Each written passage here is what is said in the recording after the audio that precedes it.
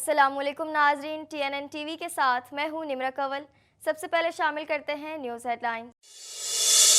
موسمیاتی تبدیلیوں کے باعث متبادل توانائی کے ذرائع وقت کی ضرورت ہے۔ اسحاق ڈار کا کہنا ہے کہ برسلز میں منعقدہ جوہری توانائی سمٹ ایک خوش آئند اقدام ہے۔ جوہری توانائی اس وقت محفوظ اور معاشی لحاظ سے بہتر ہے۔ عمران خان اور شاہ محمود کے پروڈکشن کی درخواست منظور، 20 اپریل کو پیش کرنے کا حکم۔ نعیم پنجوتھا کا کہنا تھا کہ عدالت کمرہ عدالت میں بانی PTI کو پیش کرنے کا حکم دے۔ ہائی کورٹ نے فیصلہ دیا کہ ویڈیو لنک پر سیاسی رہنما سے ملاقات ہو سکتی ہے۔ افغانستان کی بھارت کے ساتھ تجارتی راہداری روک سکتے ہیں۔ وزیر دفاع کا کہنا ہے کہ افغانستان اپنی سرزمین پر پاکستان مخالف دہشت گردوں کو روکنے میں ناکام رہا۔ ہمسایہ ملک کے ساتھ مسلح تصادم نہیں چاہتے، طاقت آخری حربہ ہے۔ IMF کا پاکستان سے پیٹرول پر سیلز ٹیکس لگانے کا مطالبہ۔ پیٹرول پر 18% سیلز ٹیکس لگانے کا مطالبہ کر دیا۔ ایشیائی ترقیاتی بینک کا کہنا ہے کہ IMF معاہدے کے مثبت نتائج برآمد ہوں گے۔ ملک کے مختلف حصوں میں بارش، پہاڑوں نے برف کی چادر اوڑھ لی۔ بارش برف باری سے جاتی سردی ایک بار پھر لوٹ آئی۔ محکمہ موسمیات نے صوبہ سندھ میں گرمی میں اضافے کا امکان ظاہر کر دیا۔ انوائرمنٹ کینیڈا کی ٹورنٹو میں برف باری کی وارننگ جاری۔ شہر میں 15 سینٹی میٹر تک برف باری کا امکان۔ برف باری کے سبب حد نگاہ کم ہونے کا خدشہ۔ وزیر اعظم جسٹن ٹروڈو کی حکومت عدم اعتماد سے بچ گئی۔ تحریک عدم اعتماد کو شکست دینے میں اکثریت کی حمایت حاصل رہی۔ لبرل وزیر کا کہنا تھا کہ قدامت پسندوں کو جھوٹ پھیلانا بند کرنے کی ضرورت ہے۔ کینیڈا کی وفاقی لبرل حکومت نے انتخابی اصلاحات کی قانون سازی پیش کر دی۔ انتخابات کے قانون میں اصلاحات کا مقصد ووٹ دینا آسان اور مداخلت کو روکنا ہے۔ غیر ملکی مداخلت، غلط معلومات سے بچانے کے لیے اقدامات تجویز کیے گئے ہیں۔ بلنکن نے رفح میں اسرائیلی آپریشن کو غیر ضروری اور غلط قرار دے دیا۔ امریکی وزیر خارجہ کا کہنا ہے کہ فلسطینیوں کی جبری نقل مکانی غزہ پٹی پر دوبارہ قبضے کو مسترد کرتے ہیں۔ حماس اسرائیلی مذاکرات کا کسی نتیجے پر پہنچنا مشکل لیکن ناممکن نہیں ہے۔ کیجریوال کی گرفتاری پر راہل گاندھی نے بڑا اعلان کر دیا۔ کئی رہنماؤں نے لوک سبھا انتخاب سے قبل ED کی کارروائی کو تشویشناک قرار دے دیا۔ راہل گاندھی نے لکھا ہے کہ انڈیا اس کا منہ توڑ جواب دے گا۔ ہیڈ لائنز آپ نے جانی اور اب خبریں تفصیل کے ساتھ۔ وزیر خارجہ اسحاق ڈار نے کہا ہے کہ موسمیاتی تبدیلیوں کی وجہ سے متبادل توانائی کے ذرائع وقت کی اہم ضرورت ہے۔ مزید تفصیلات اس رپورٹ میں۔ وزیر خارجہ اسحاق ڈار نے کہا ہے کہ موسمیاتی تبدیلیوں کی وجہ سے متبادل توانائی کے ذرائع وقت کی اہم ضرورت ہے۔ انہوں نے کہا کہ سمٹ میں جوہری توانائی بطور متبادل ذرائع پر گفتگو ہو رہی ہے۔ سمٹ میں جوہری توانائی کے استعمال سے متعلق مختلف آئیڈیاز آئے ہیں جو خوش آئند ہیں۔ برسلز میں منعقدہ جوہری توانائی کے سربراہی اجلاس اور دورے کے موقع پر وزیر خارجہ اسحاق ڈار نے اپنا ویڈیو پیغام جاری کرتے ہوئے کہا ہے کہ برسلز میں منعقدہ جوہری توانائی سمٹ ایک خوش آئند اقدام ہے۔ انہوں نے کہا کہ پاکستان کو گزشتہ سالوں میں آنے والے سیلابوں سے بے پناہ نقصان ہوا۔ ہائیڈرو پاور کے بعد سب سے زیادہ اہمیت اس وقت جوہری توانائی کی ہے۔ جوہری توانائی اس وقت محفوظ اور معاشی لحاظ سے بہتر ہے۔ جوہری توانائی منصوبے اس وقت مہنگے ہیں تو ترقی یافتہ ممالک اور عالمی مالیاتی اداروں کو اس میں فائنینسنگ کرنا چاہیے۔ اسحاق ڈار کا کہنا تھا کہ ہم نے پاکستان کی طرف سے اس توانائی کے استعمال کی حمایت کی ہے۔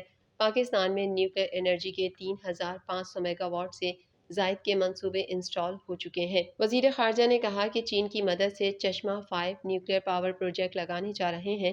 پاکستان موسمیاتی تبدیلی کے اثرات سے متاثرہ ممالک میں شامل ہے۔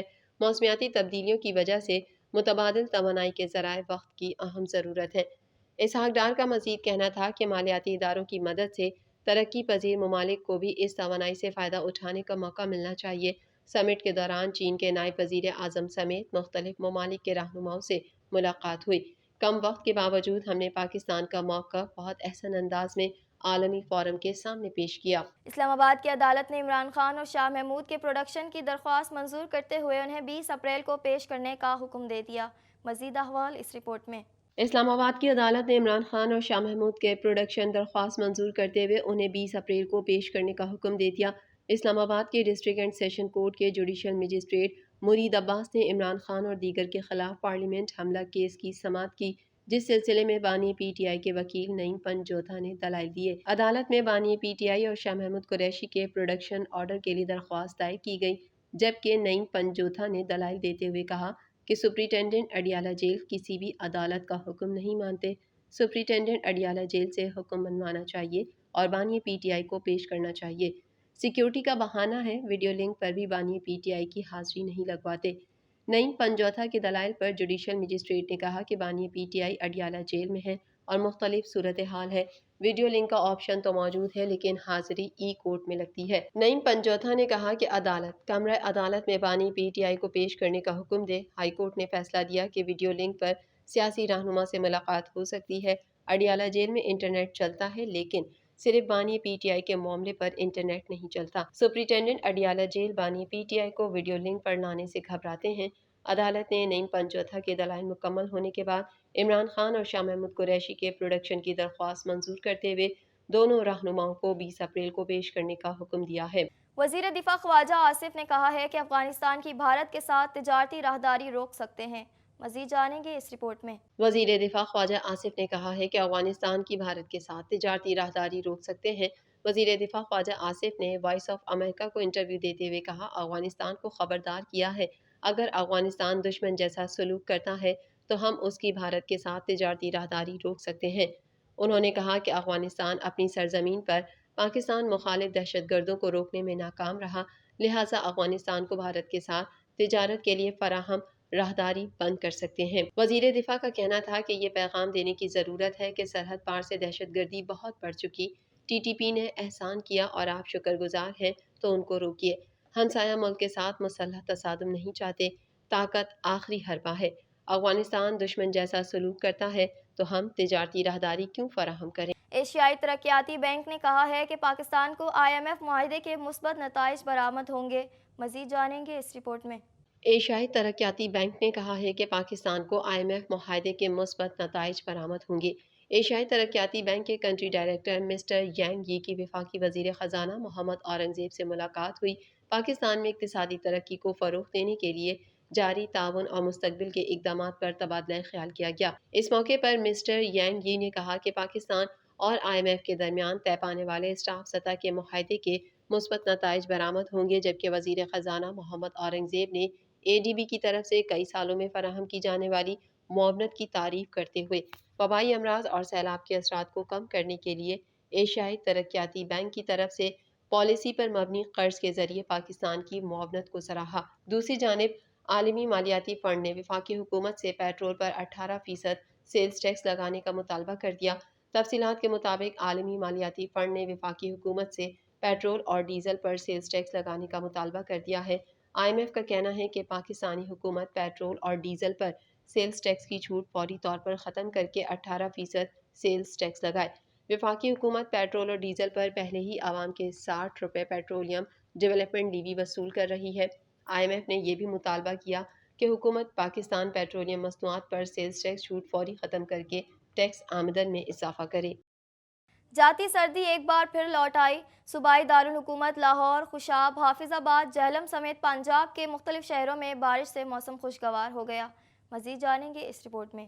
جاتی سردی ایک بار پھر لوٹ آئی. صوبائی دارالحکومت لاہور، خوشاب، حافظ آباد، جہلم سمیت پنجاب کے مختلف شہروں میں بارش سے موسم خوشگوار ہو گیا. پنجاب اور خیبر پختونخوا سمیت آزاد کشمیر کے مختلف علاقوں میں تیز بارش سے ایک بار پھر سردی میں اضافہ ہو گیا جبکہ پہاڑوں نے بھی برف کی سفید چادر اوڑھ لی. محکمہ موسمیات نے صوبہ سندھ میں گرمی میں اضافے کا امکان ظاہر کیا ہے. آزاد کشمیر کے دارالحکومت مظفر آباد اور گرد و نواح میں بھی تیز بارش ہوئی. وادی لیپا، بالائی وادی نیلم میں بھی بادل برسے جس سے سردی کی شدت میں اضافہ ہو گیا. وادی نیلم میں کل سے پہاڑوں پر برف باری جبکہ رہائشی علاقوں میں وقفے وقفے سے بارش جاری ہے. بارش اور برف باری سے خنکی میں ایک مرتبہ پھر اضافہ ہو گیا. صبح سے وادی میں موسلادھار بارش کا سلسلہ جاری ہے. محکمہ موسمیات نے مری، گلیات، راولپنڈی، چکوال، گجرات اور سیالکوٹ میں مزید بارش کی پیش گوئی کی ہے جبکہ خیبر پختونخوا کے بالا علاقوں میں بھی بارش اور برف باری متوقع ہے. انتظامیہ کی جانب سے سیاحوں سے لینڈ سلائیڈنگ کے پیش نظر سفر نہ کرنے کی ہدایات جاری کی گئی ہیں. محکمہ موسمیات کی جانب سے کل شام تک پہاڑوں پر برف باری جبکہ رہائشی علاقوں میں بارش جاری رہنے کا امکان ظاہر کیا گیا ہے. محکمہ موسمیات نے کوئٹہ سمیت بلوچستان کے شمالی اور مغربی علاقوں میں بارشوں کی بھی پیش گوئی کی ہے. ڑوب، شیرانی، خاران، گوادر، آوران، خزدار اور مستونگ میں جھکڑ چلنے کا امکان ہے. دوسری جانب محکمہ موسمیات نے صوبہ سندھ میں گرمی میں اضافے کا امکان ظاہر کیا ہے. محکمہ موسمیات کے مطابق سندھ بلوچستان کے جنوبی اضلاع میں دن کے وقت درجہ حرارت میں بتدریج اضافے کا امکان ہے. مزید خبریں بھی بلیٹن کا حصہ ہوں گی مگر اس بریک کے بعد.